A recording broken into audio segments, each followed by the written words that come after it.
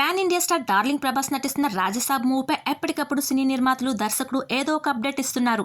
Fans ను ఆ ట్రాన్స్లోనే ఉంచేందుకు ఊరించేందుకు వారానికి ఒక అప్డేట్ వైరల్ చేస్తూ రాజసాబ్ మూవీకి మరింత హైప్ తెచ్చేస్తున్నారు. సాధారణంగా ప్రభాస్ మూవీ అంటేనే క్రేజ్, దానికి ప్రత్యేకంగా ప్రయత్నించాల్సిన పని లేదు. ఓపెనింగ్స్ మామూలుగా ఉండవు, థియేటర్లో ఫ్యాన్స్తో నిండిపోయి నిర్మాతలకు కాసులు తెచ్చిపెడతాయి.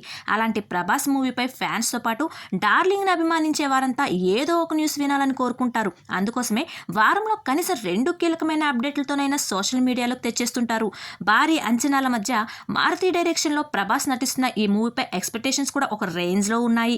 మారుతి డైరెక్షన్ అంటేనే ఖచ్చితంగా హిట్ కొట్టి తీరుతాయన్న అభిప్రాయం ఫ్యాన్స్లో కనబడుతుంది. రాజాసాబ్ మూవీకి ఈ నెల 10వ తేదీ విడుదల చేయాలని మొట్టమొదట అనుకున్నప్పటికీ అనేక కారణాల వల్ల పోస్ట్పోన్ చేశారు.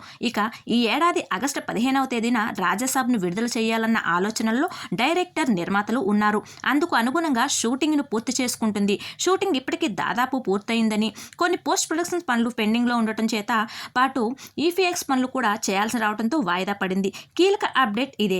కానీ రాజాసాబ్ గురించి మరో ముఖ్యమైన అప్డేట్ వచ్చేసింది. అదేంటంటే రాజాసాబ్ టీజర్ను త్వరలోనే రిలీజ్ చేయడానికి సిద్ధమవుతున్నారు. 2 వారాల్లో రాజాసాబ్ టీజర్ చేసేసిందని తాజాగా లీక్ ఇచ్చారు నిర్మాతలు.